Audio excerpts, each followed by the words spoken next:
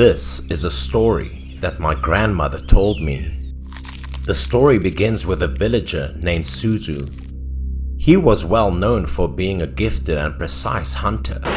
He could kill any animal in his sight with a single shot. Suzu had more than 30 years of hunting experience. Every prey that was targeted by Suzu found it difficult to escape. Every time he went hunting in the mountains, he brought home a trophy. Sometimes it was small prey like rabbits, foxes and weasels, and other times it were much larger prey like deer and wild boar. At the same time, Suzu's wife gave birth to a lovely son named Kido. "The boy is as smart as his father," Suzu proclaimed. But the unfortunate thing was that as the child grew older, everyone realized he was a bit challenged. The village children of Kido's age refused to play with him because they thought Kido was stupid.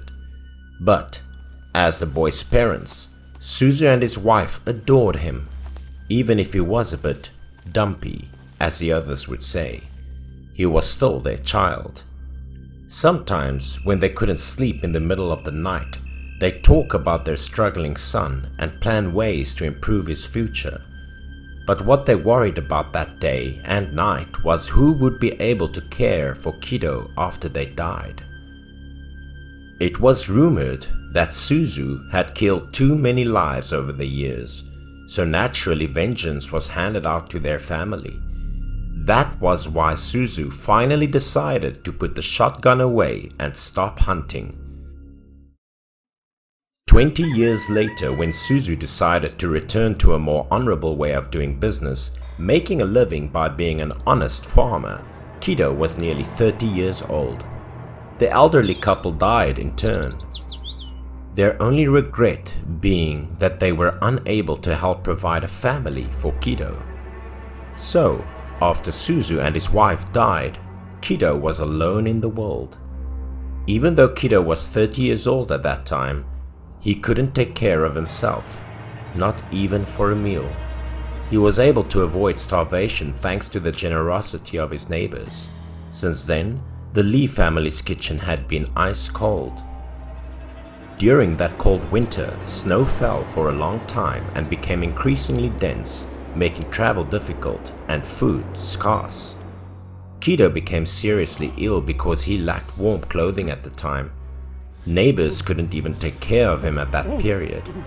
Days passed when there was a knock on the door. A woman's silhouette appeared, carrying a rattan basket. It was a beautiful woman. She stated that she knew Suzu's father and had been asked to come here to care for him. Her name was Yon. The first thing Yon did when she came in was to prepare porridge for Kido. Her presence made the house feel cozier. Finally saved, only 2 days later, thanks to her dedicated care, his illness was completely cured only 2 days later. Yon had stayed at Kido's house since then, washing, cooking and caring for the special young man on a daily basis. In the countryside, stories like this quickly spread around every corner, becoming the topic of conversation among neighbors in their spare time. Many people were happy for Kido because now he had someone who could look after him. However, many people speculated about Yon's unusual appearance. The majority of people thought it was a good predestined relationship.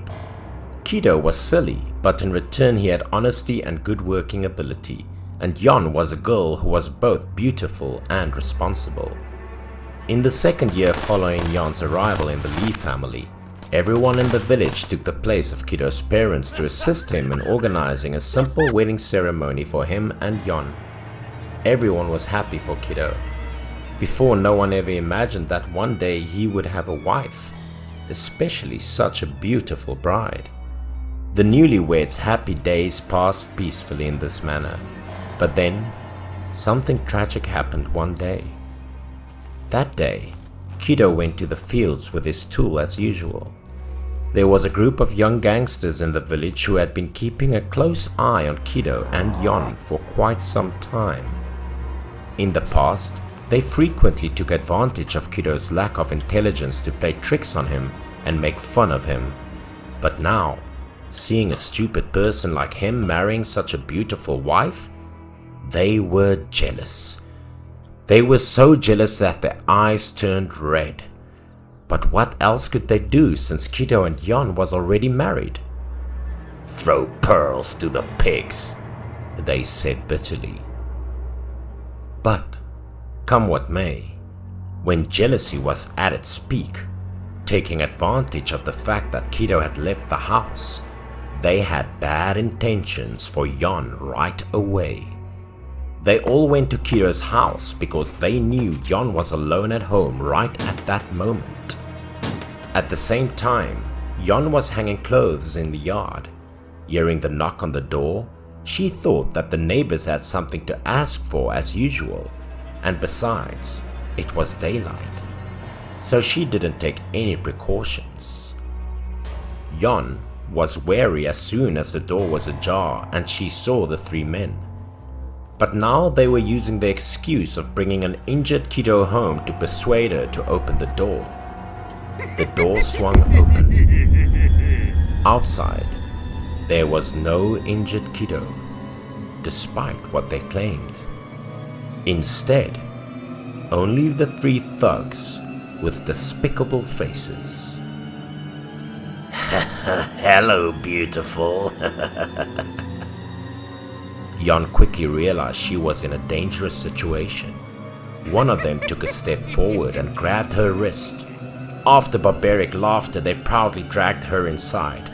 Yon was dragged away involuntarily because her strength couldn't be compared to three adult men.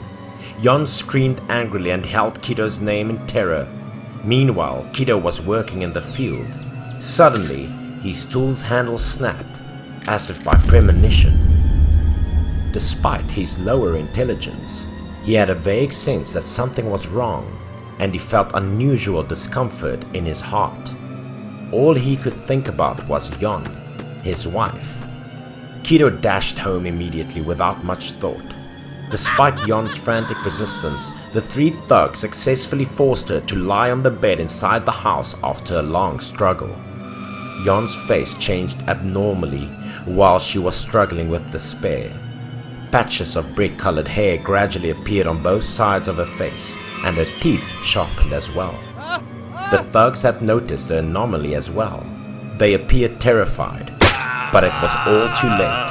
When Yon waved her hand, one of the thugs' faces appeared splattered with blood and covered with deep scratches.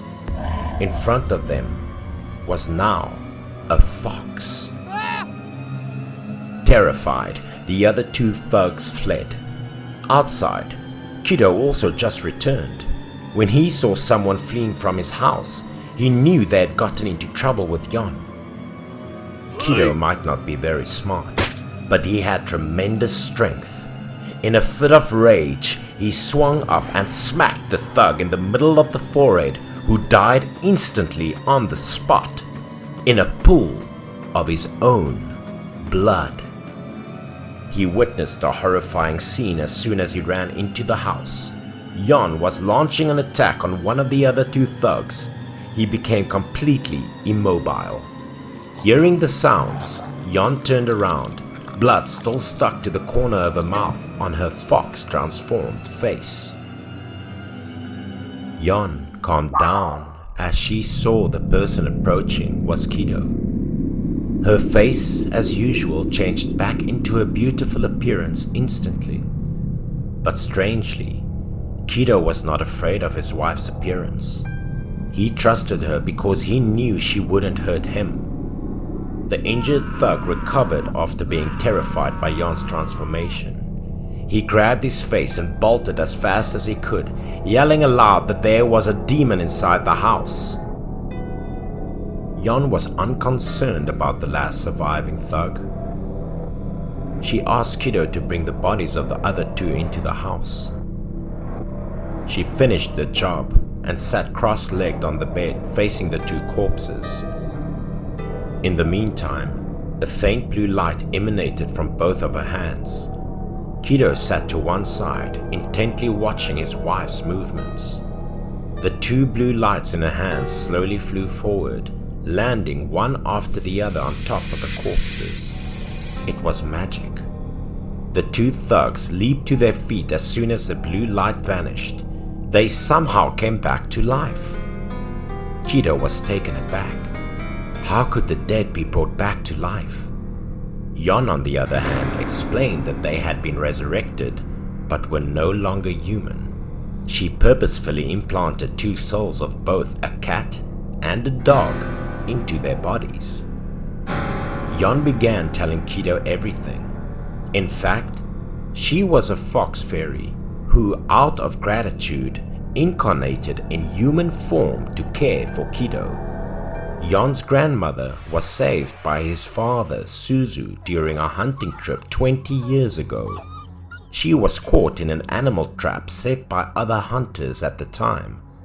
In return for Suzu's kindness, Yon's grandmother asked her to take care of his son after he died. As for the escaped thug, he went everywhere since that day to tell everyone that Yon was some kind of a demon, but sadly, no one believed him. Everyone thought he was insane. The other two didn't fare much better. One guy was always climbing up the walls to lie on and bask in the sun like a cat, while another guy specialized in rummaging through trash cans everywhere looking for leftovers like a dog. Time continued in this manner until Kido finally passed away at the age of 51. Yon was in charge of his funeral and burial arrangements. She then shut the door and began walking down the road towards the mountain. Yon left with a rattan basket in her hand, just like the day she went to Kido's house that cold winter. Many people said she hadn't aged at all after living with Kido for so long. As a result, they gradually began to believe the thug's words, believing that she was indeed a transforming fox elf.